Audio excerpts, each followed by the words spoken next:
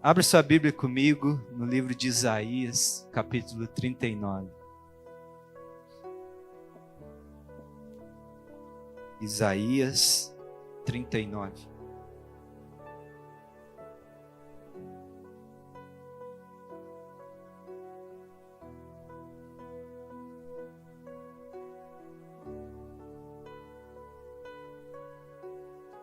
Amém?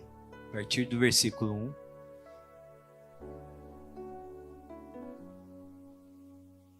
A palavra de Deus diz assim: Naquela época, Merodadaque Baladã, filho de Baladã, rei da Babilônia, enviou a Ezequias cartas e um presente, porque soubera de sua doença e de sua recuperação.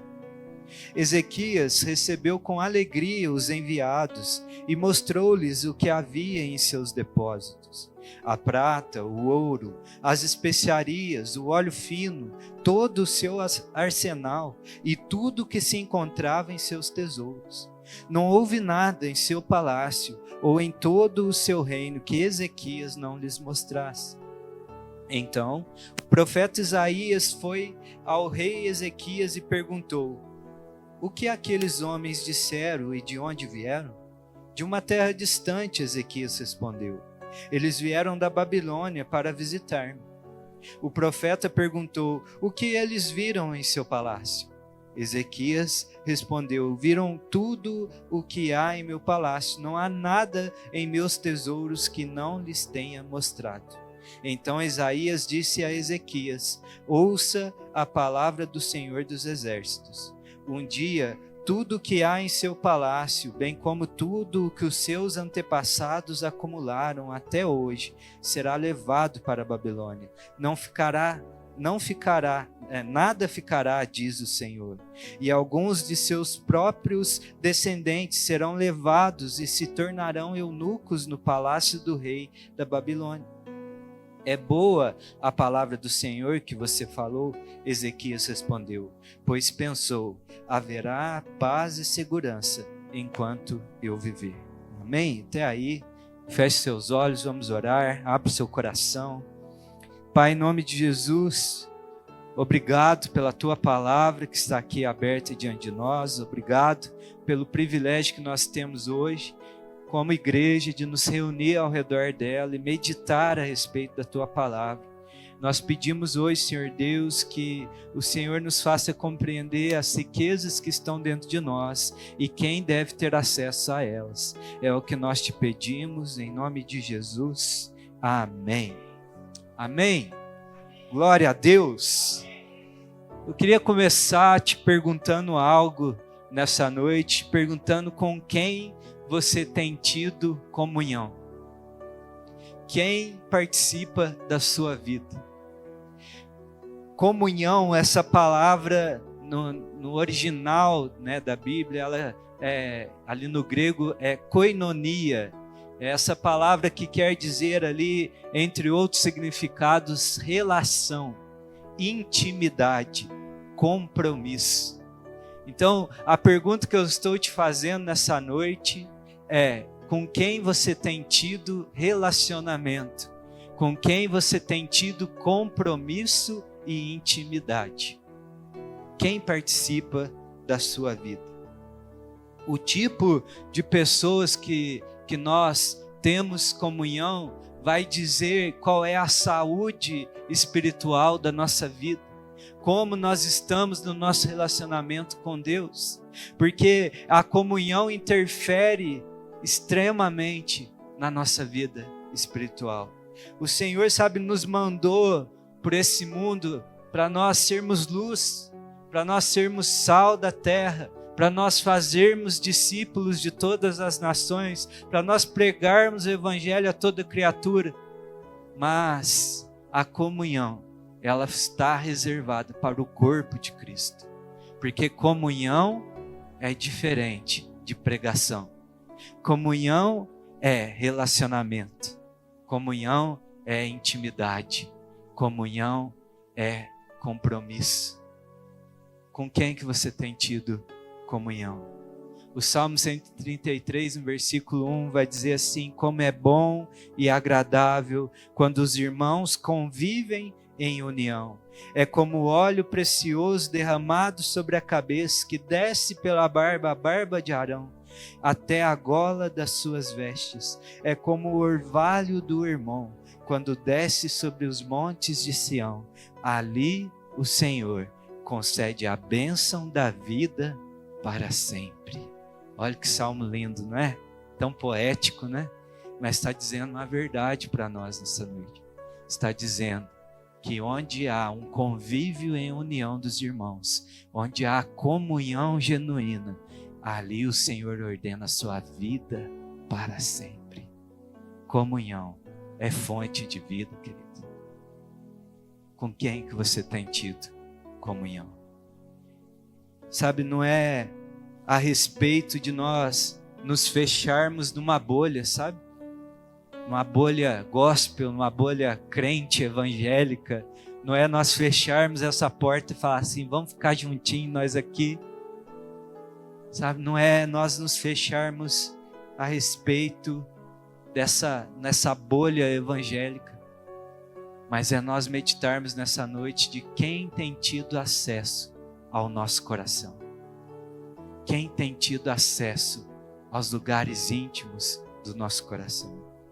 O contexto aqui desse texto que nós lemos, nós temos que lembrar que o rei Ezequias foi um rei que buscou agradar a Deus durante a sua vida. Ele foi um rei fiel ao Senhor. Tanto que lá em 2 Reis 18:3 vai dizer assim: ele fez o que o Senhor aprova, tal como tinha feito Davi, o seu predecessor. Removeu os altares idólatras, quebrou as colunas sagradas e derrubou os postes sagrados, despedaçou a serpente de bronze que Moisés havia feito, pois até aquela época os israelitas lhe queimavam incenso. Ela era chamada Neustã.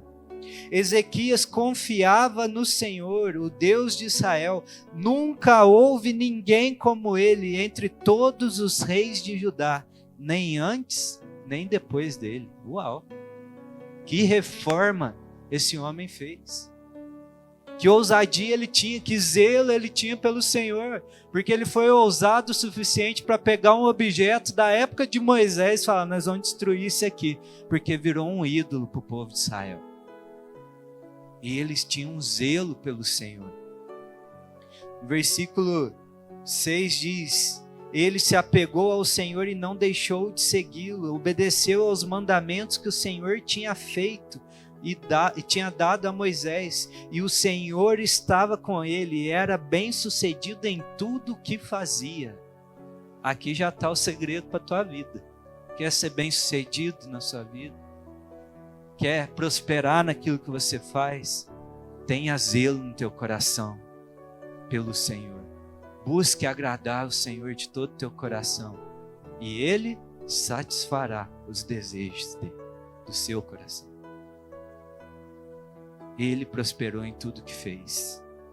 Quando Jerusalém estava ali cercada, ameaçada por um exército, esse homem vai até diante do Senhor, coloca aquela carta lá, aquela sentença de ameaça lá no trono, diante do trono do Senhor, e fala assim: Deus escuta as ameaças, Deus escuta que eles estão aí, né, difamando o teu nome. E o Senhor ouviu a oração dele, pôs aquele exército em retirada.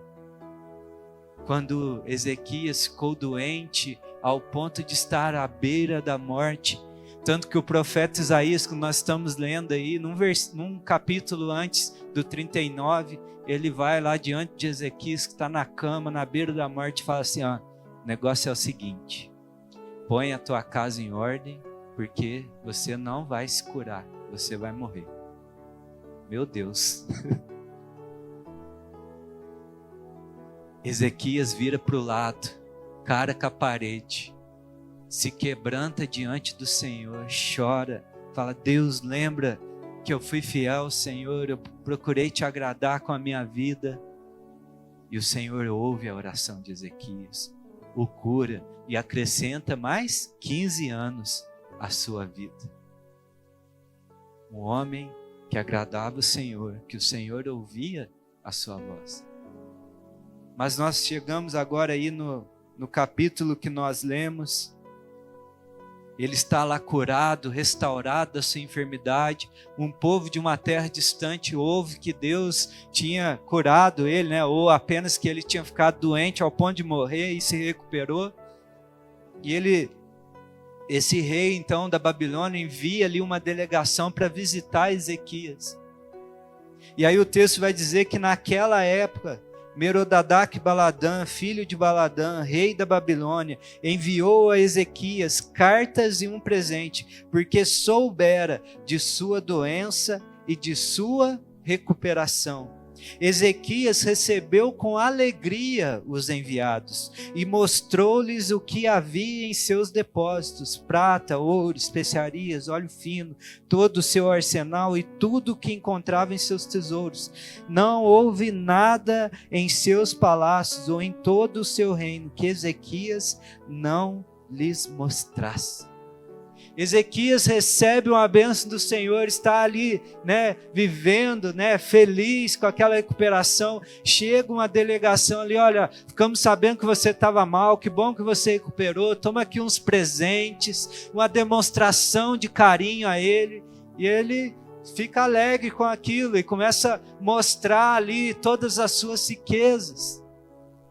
Mas o que eu queria que você entendesse nessa noite, que o que Ezequias está fazendo com aquela delegação, abrindo os depósitos dos seus tesouros, ele estava, movido pelo aquele ato de carinho, ele estava ali considerando aquele povo participantes do seu reino, participantes do seu palácio.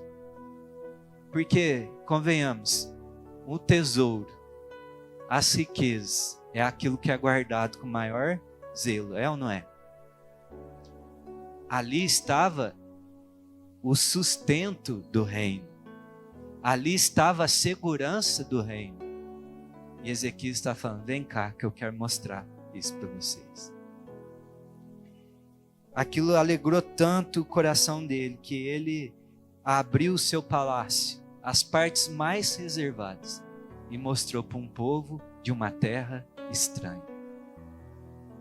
Os babilônios eram um povo desbravador, que conquistava, saqueava territórios.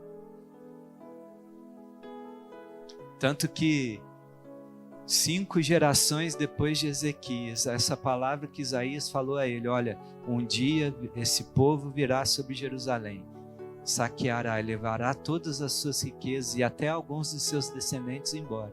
5 gerações depois, essa palavra se cumpriu.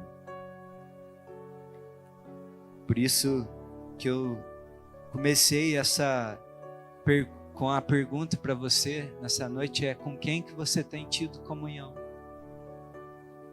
Porque Ezequias pegou as partes mais reservadas do seu palácio e expôs para um povo estranho, para visitantes, pessoas sem compromisso com ele.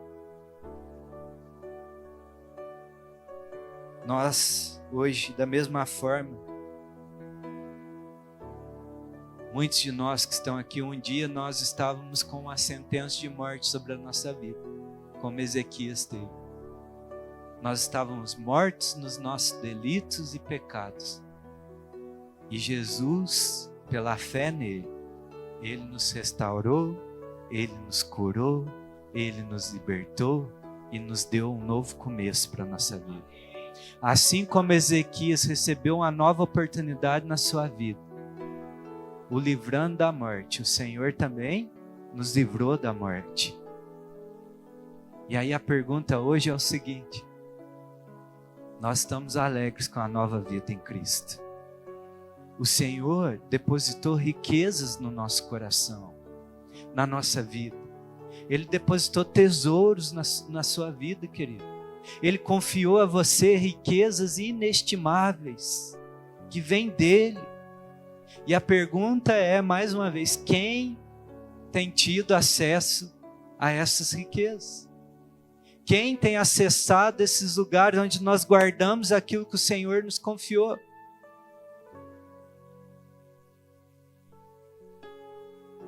com a vida que o Senhor nos deu, há também depósitos de riqueza. Assim como havia os depósitos no palácio, assim também há nos nossos corações.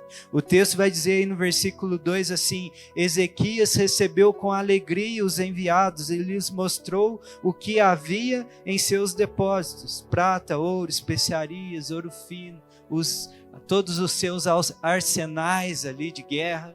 Mostrou tudo. E eu queria que hoje você olhasse para essas riquezas com aquilo que o Senhor te confiou. Quando nós falamos aqui de prata, de ouro, nós podemos falar do tempo de vida que Deus nos deu. Aquilo que está aqui, que nos forma, que nos dá a vida, o nosso corpo, a nossa alma, o nosso espírito. O espírito é onde nós nos relacionamos com o divino, é uma riqueza que Deus nos deu, o fôlego que há em nós. A alma é as nossas emoções,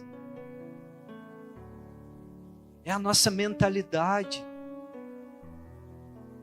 O corpo é onde nós nos relacionamos com esse mundo aqui, é onde nós sentimos, é onde nós expressamos o nosso prazer, é como nós nos mostramos ao mundo. Quem tem tido acesso a essas riquezas? Com quem que você tem tido comunhão? Para quem você tem aberto as portas dos depósitos de ouro, de prata que Deus te deu? O texto aí também fala de especiarias e óleos finos, trazendo para a nossa vida hoje. Nós podemos dizer que isso é os dons, é as vocações que o Senhor nos deu, é a capacitação do Espírito Santo, é a forma como Deus te criou.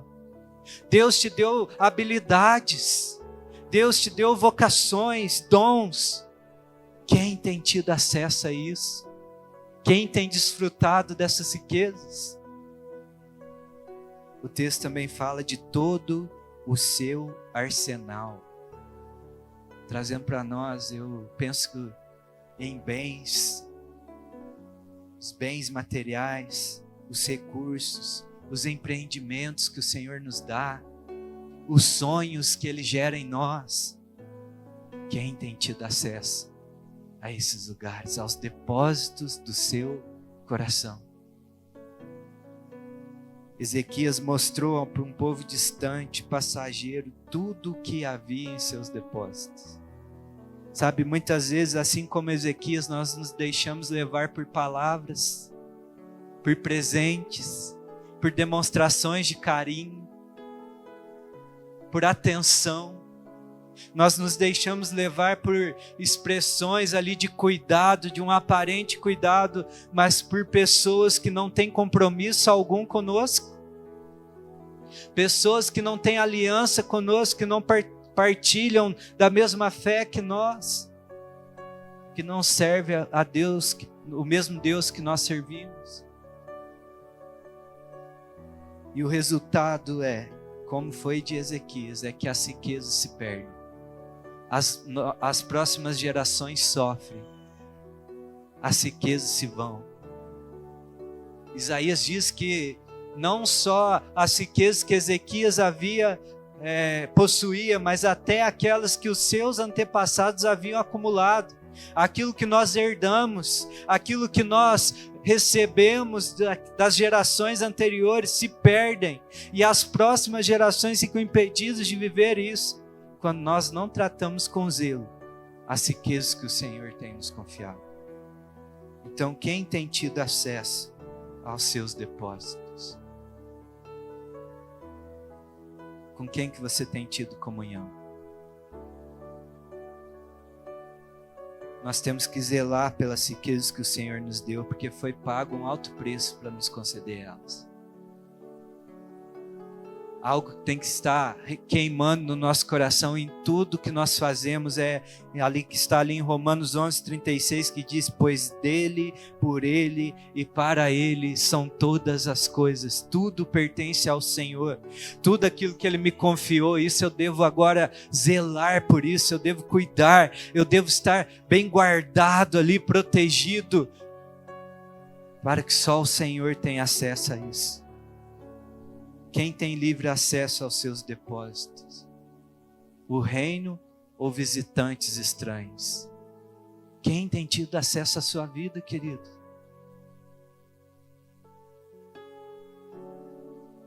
O reino prospera as riquezas que o Senhor nos confia.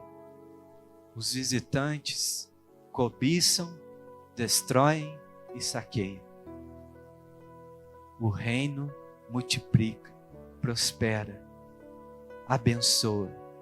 Os visitantes cobiçam, destroem e saqueiam. Quem tem tido acesso ao teu coração?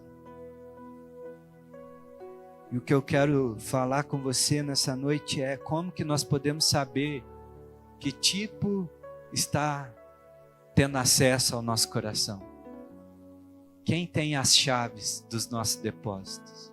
Como que eu descubro se são visitantes ou é o reino que está entrando no meu coração? A primeira coisa para eu saber quem tem tido acesso ao meu coração, eu tenho que olhar para a fala e a origem dessas pessoas. Olha as perguntas que Isaías faz para o rei Ezequias.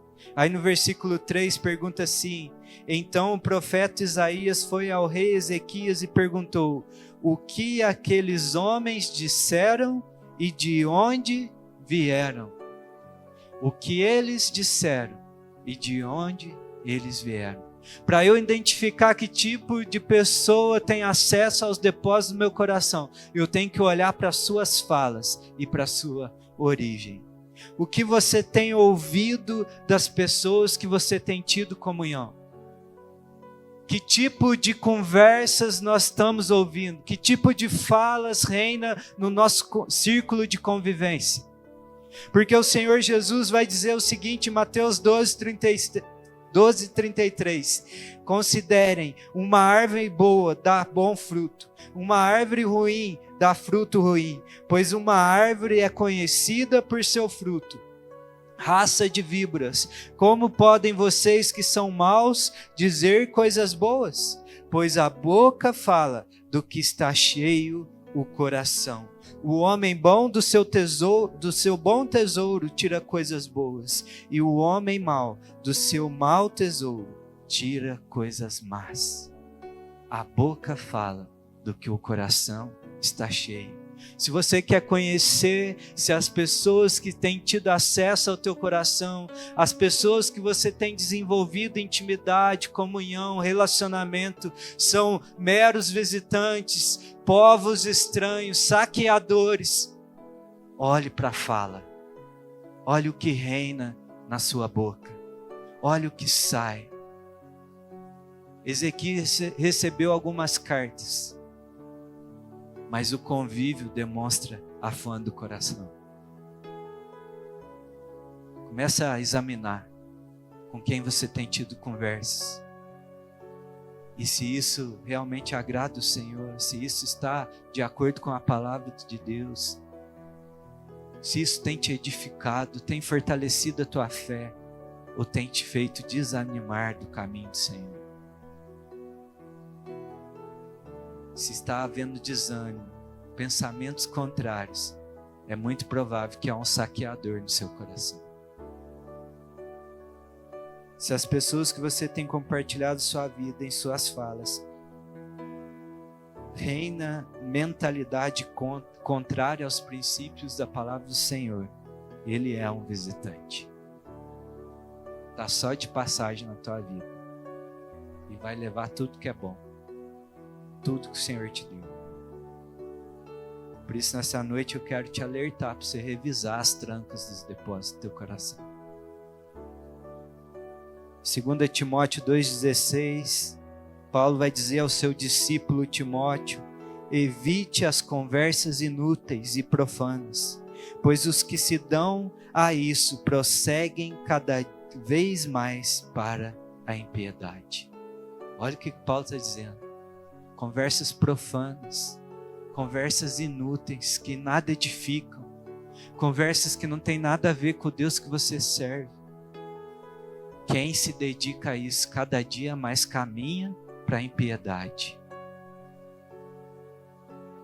O ensino deles alastra como câncer. Entre eles estão Himeneu e Fileto. Eles se desviaram da verdade, dizendo que a ressurreição já aconteceu, e assim alguns pervertem a fé. O alerta de Paulo aqui é o seguinte: quando nós temos comunhão com aqueles que não professam a mesma fé, comunhão com aqueles que não têm compromisso, aliança, com aqueles que não estão dedicados em amor um para com os outros, a nossa fé vai ser pervertida, a nossa fé vai ser distorcida, aquilo que nós cremos da palavra de Deus vai ser saqueado do nosso coração ao ponto de negar a própria vida de Cristo. Porque o que ele estava dizendo, que aqueles homens que se dedicaram a isso, agora estavam dizendo que Cristo já não havia sido ressuscitado, que Cristo já não estava ali mais. Com quem você tem tido comunhão, meu irmão? Com quem você tem compartilhado a tua vida? Colossenses 4:5 diz: sejam sábios no procedimento para com os de fora.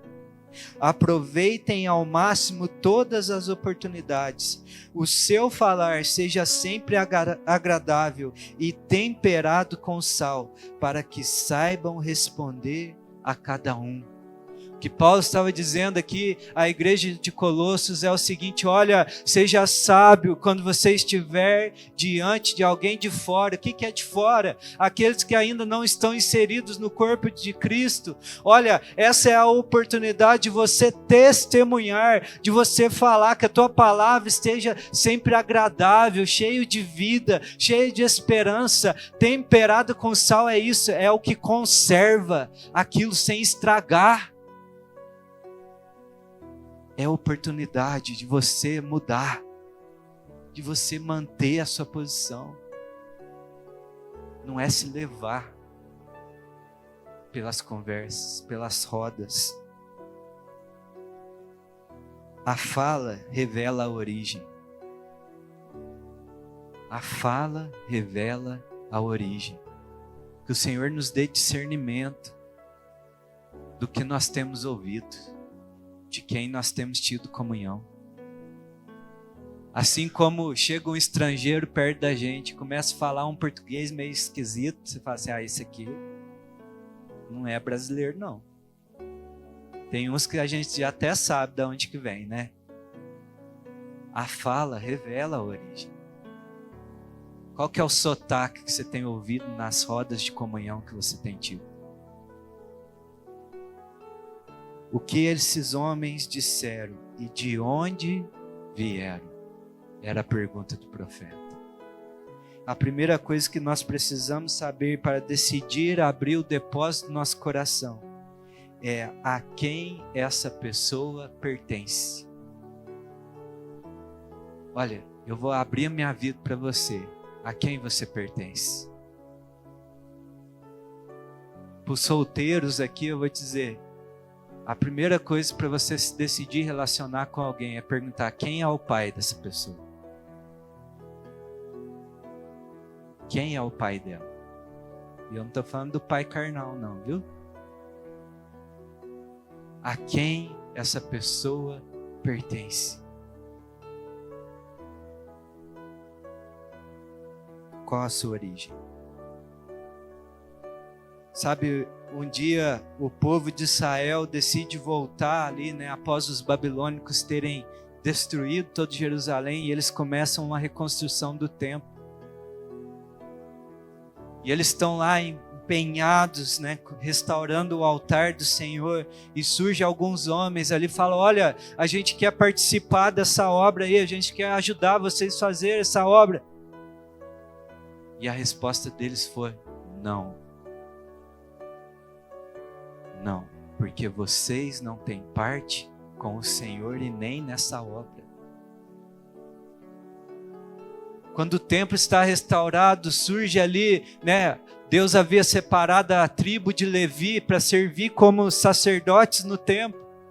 Só que a gente está falando aí de no mínimo 70 anos de exílio na Babilônia. Muitos se misturaram com outros povos. E eles estão ali traçando a descendência do povo de Deus. Eles estão ali dizendo: olha, de quem que você era filho, de quem que você era neto.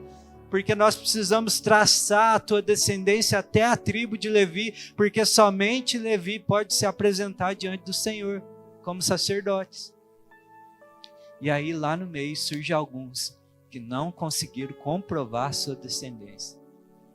E aí o governador de Jerusalém diz o seguinte: olha, vocês não participarão da mesa do Senhor até que se levante um profeta para descobrir se vocês podem ou não, porque vocês não conseguiram provar a sua descendência. O que eu estou querendo te dizer aqui com a citação desses textos é o seguinte: pode ter boa vontade, pode ter demonstração de carinho, pode ter até umas cartas falando boas coisas, se alegrando com as tuas vitórias, mas no final, para ter acesso ao seu coração, uma pergunta tem que dizer: comprova a tua descendência. Se você for cidadão do reino dos céus, se você tem o mesmo Deus que eu, se a tua linhagem está ligada em Cristo Jesus, o meu coração está aberto para você. A minha vida está aberta para você. Quem tem tido acesso aos depósitos do teu coração? Não abra o teu coração para quem está fora do reino. Não estou falando de testemunho, estou falando de comunhão. Salmo 1, versículo 1 diz: como é feliz aquele que não segue o conselho dos ímpios, não imita a conduta dos pecadores, nem se assenta na roda dos zombadores. Ao contrário, sua satisfação está na lei do Senhor, e nessa lei medita dia e noite. É como a árvore plantada à beira de águas correntes, dá fruto no tempo certo, e suas folhas não murcham.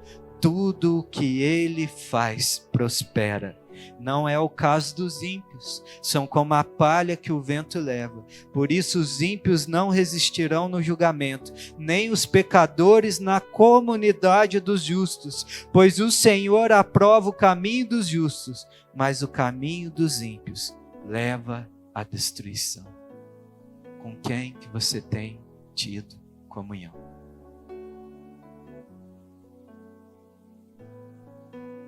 Minha vida não prospera, minha vida não avança, nada dá certo. Com quem que você tem tido comunhão? Às vezes Deus quer até te abençoar, Deus quer prover na sua casa, Deus quer transformar a tua história, Deus quer te dar um novo tempo na sua vida. Mas as alianças que você tem firmado têm impedido a mão de Deus de derramar a bênção sobre a sua vida. Porque o texto está dizendo que o caminho dos ímpios leva à destruição. Com quem você tem tido comunhão? Olhe para a fala e a origem daqueles que têm batido as portas dos teus depósitos. A segunda coisa para eu conhecer, discernir se é um visitante ou se é um cidadão do reino dos céus, está aí tendo acesso à minha vida, eu tenho que ver qual é o foco desse relacionamento e quais são os limites dele. Então, o primeiro é a fala e a origem. O segundo, qual é o foco desse relacionamento e quais são os limites deles. O profeta faz outra pergunta ao rei. Ele pergunta assim, no versículo 4, o profeta perguntou: o que eles viram em seu palácio? O que eles viram? Ezequias respondeu: viram tudo que há em meu palácio, não há nada em meus tesouros que não lhes tenha mostrado. O que o profeta estava perguntando: olha, qual que foi o foco dessa visita? Qual que foi a tônica desse relacionamento? No que você estava focado naquele dia? O que vocês ficaram olhando? O que vocês estavam fazendo? Qual que é o foco desse relacionamento? Qual que é o alvo dessa comunhão? O que tem prendido vocês nesse relacionamento? Sabe, Ezequias tinha acabado de receber a maior bênção que ele podia receber de Deus, querido. Ele tinha ali motivos para louvar o Senhor. Ele estava lá à beira da morte, com a sua sentença: olha, você não vai se levantar dessa cama. Ele clama ao Senhor, o Senhor ouve a sua oração e fala: olha, você tem mais 15 anos para viver. Ezequias poderia ter mostrado ali muitas outras riquezas, mas nós estamos vendo aqui um relacionamento que estava focado em tudo menos na graça do Senhor, menos na graça de Deus. Houve somente interesse no palácio, nos tesouros, nas especiarias. E a pergunta que eu te faço nessa noite é que as pessoas que têm chegado na sua vida, o que elas têm buscado? As pessoas que batem as portas dos teus depósitos, o que elas estão procurando? Qual é o foco desse relacionamento? Houve pessoas ao redor do Senhor Jesus ali, que buscavam só aquilo que Cristo podia fazer e não quem Ele era. O Senhor Jesus multiplica ali os pães para aquela multidão, e ao sair dali, uma grande multidão segue Ele atravessa ali o mar da Galileia de barco. Na hora que Ele chega na outra margem, aquela multidão já estava lá aguardando Ele. E Ele vai dizer: olha, vocês estão aqui me procurando não porque eu fiz sinais miraculosos, não pela graça de Deus, mas porque vocês comeram pães e se fartaram. Trabalhe não pelo pão que perece, mas sim pela vida eterna. O que o Senhor Jesus está dizendo: olha, o relacionamento comigo não pode ser baseado no que eu posso te oferecer, no que eu posso te dar, nas bênçãos que eu posso te dar, mas sim em quem eu sou. E isso é uma verdade que tem que ser para nós também. Por que as pessoas têm procurado ter comunhão conosco? É por quem você é, por um compromisso com você, ou pelo que você pode oferecer a ela. Escuta uma coisa: não existe comunhão verdadeira sem ter temor a Deus. Porque um homem sem Deus, ele é centrado em si mesmo. Quem se torna o seu Deus é o próprio eu. E aí tudo que ele vai fazer é para satisfazer as suas vontades, satisfazer esse Deus chamado eu. E aí um relacionamento com você vai ser sempre pautado no seu interesse, nas suas vontades, no seu prazer. E um homem centrado em si mesmo, ele passa por cima de qualquer pessoa para ter a sua vontade feita. Por isso a comunhão verdadeira está ligada em Deus, porque Ele é a expressão do verdadeiro amor. Quando nós estamos ligados no Senhor Jesus, nós somos libertos para viver a verdadeira comunhão. O nosso foco é totalmente desinteressado. O foco é amor. Um amor sem interesse algum. É porque nós temos a verdadeira natureza. A natureza de Cristo, que é edificada em amor. Qual tem sido o foco dos relacionamentos que você tem vivido? É só prazer, interesse, recompensas? Ou é comunicar a graça de Cristo e o amor de Cristo? As pessoas que você tem se relacionado, ela acrescenta mais a sua vida ou tira mais da sua vida?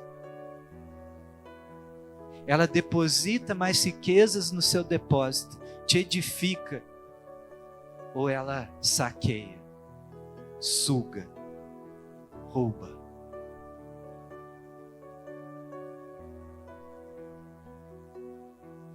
Nossos relacionamentos com pessoas devem ter limites, devem ser colocados limites. O que eles viram, Ezequias vai dizer: não houve nada que eu deixei de mostrar para eles. Sabe o que Ezequias estava falando? Olha, eles viram, estavam focados nas minhas riquezas, no meu palácio, e eu expus tudo. Não soube dizer não. Não soube dizer: olha, até aqui é o acesso de vocês. Quantos passam na nossa vida e a gente não sabe dizer não, não sabe pôr limites, Não pode dizer, olha, até aqui você pode participar da minha vida. Aqui não.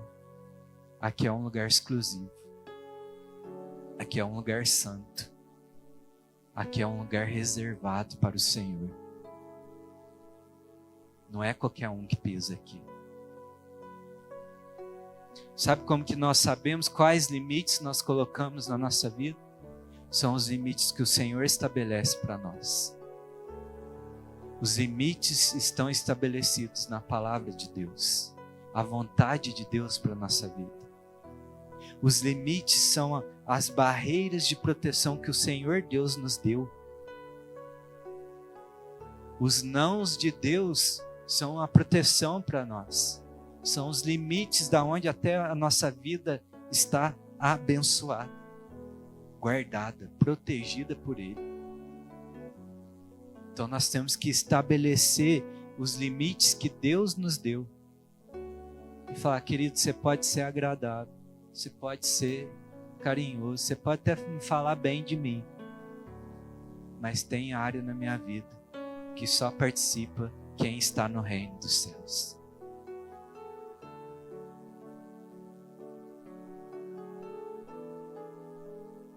A segurança do nosso viver está na vontade de Deus para as nossas vidas.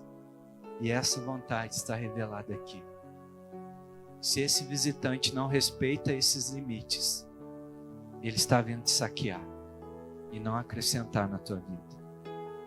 Então, o que determina o acesso aos depósitos do nosso coração são os princípios estabelecidos pelo Senhor. E aí você vai prosperar. A sua vida vai ser enriquecida. Escuta uma coisa: quem não vive em aliança com o Senhor não acessa a intimidade do nosso coração. Amém? Você concorda com isso? Então repete comigo: quem não vive uma aliança com o Senhor não acessa a intimidade do meu coração. Amém? Comunhão é relação, intimidade e compromisso. Quem que tem tido acesso ao teu coração? Quem tem tocado nessas riquezas? Quem tem participado da tua vida? Um acesso indevido saqueia aquilo que você tem acumulado com o Senhor. Por isso, nessa noite, é um chamado para nós tomarmos uma decisão e dizer assim, como aquela mulher em Cantares, dizendo assim: olha, eu vou ser um jardim fechado. Eu vou ser um lugar reservado para o meu amado, para o meu Senhor. Ninguém indevido vai pisar nesse lugar, aonde só o meu amado, o meu Cristo, o meu Senhor pode se deleitar nele. Nós precisamos nos lembrar do que o apóstolo Pedro diz ali em 2 Pedro 2,9, dizendo: olha, vocês são uma geração eleita, um povo exclusivo de Deus. Isso tem que reinar na nossa mente. Nós somos propriedade do Senhor Jesus. Nós não podemos abrir o nosso coração para qualquer um, para qualquer circunstância e fala lisonjeira. Mas hoje é dia de dizer: a minha vida está guardada em Cristo Jesus. Amém? Não acumulem para vocês tesouros na terra, onde a traça e a ferrugem destrói, e onde os ladrões arrombam e furtam. Mas acumulem para vocês tesouros no céu, onde a traça e a ferrugem não destroem, e onde os ladrões não arrombam nem furtam. Pois onde estiver o seu tesouro, aí também estará o seu coração. Ezequias poderia naquele dia ter dito muitas coisas, apresentado muitas riquezas para aqueles visitantes. Ele poderia ter vindo: olha, no dia que eu estava cercado por um exército, eu clamei ao Senhor e Ele veio até mim. No dia que eu estava prestes a morrer numa cama, eu clamei ao Senhor e Ele me socorreu e me curou. O que estava disponível ali, a maior riqueza que Ezequias tinha, ele não apresentou àqueles homens, que é a graça de Deus atuante sobre a sua vida, um Deus vivo, zeloso e amoroso sobre ele. É isso que nós temos que oferecer ao mundo, é isso que nós podemos dizer: olha, esse depósito está aberto para qualquer um. Quem tem sede, venha e beba da água da vida, prove dessa riqueza. Há um tesouro inestimável sobre nós, o amor de Cristo Jesus. É isso que nós estamos aqui abertos e dizendo: qualquer um pode vir provar disso, mas existe um lugar reservado, uma comunhão íntima que é só para aqueles que decidiram provar dessa riqueza. Querido, você não está entendendo que não é expor tudo que o Senhor te deu, não é expor como se você não tivesse valor algum, mas é dizer que esse valor ainda é maior, porque está guardado em Cristo Jesus. Quando alguém vir e falar: olha, eu vou entrar na sua vida, eu vou tomar essas riquezas, ei, essa aqui ainda não é a riqueza maior que eu tenho. Existe uma que é Cristo Jesus. Eu sou do meu amado e o meu amado é meu. É isso, pertencer a Cristo. E aí o Senhor Jesus vai dizer a teu respeito, Cânticos 4:12, eu acabo com isso: você é um jardim fechado, minha irmã, minha noiva. Você é uma nascente fechada, uma fonte selada. Quem está dizendo isso a teu respeito é o teu amado. Ele está dizendo: olha, você é minha e nenhum outro vai tomar. De você brota um pomar de romãs com frutos seletos, com flores de hena e nardo e açafrão, cálamo e canela, com todas as madeiras aromáticas, mirra e aloés, as mais finas especiarias. Você é uma fonte de jardim, um poço de águas vivas que descem do Líbano. Acorde vento norte, venha vento sul, soprem em meu jardim para que a sua fragrância se espalhe ao seu redor, que o meu amado entre em seu jardim e saboreie os seus deliciosos frutos. Sabe o que esse texto está dizendo? De uma relação de amor que o Senhor tem com você. Ele olha para você, ele começa a dizer: olha, você é o meu deleite, você é o meu prazer. Como eu me satisfaço nesse perfume. Ele começa a dizer que as essências aromáticas que há nessa relação. E aí há um convite aí no versículo 16 dizendo: olha, sopra mesmo esse vento, que se espalhe essa fragrância, que atrai o meu amado para entrar. O que eu estou querendo te dizer nessa noite, querido, é que o teu coração é esse lugar que o Senhor tem prazer, Ele tem deleite na tua vida, e que a nossa maior vontade seja essa: Senhor, entra mesmo, desfruta em toda a riqueza que está aqui, porque eu não quero dar ela a outro, Senhor, só a Ti, só a Ti.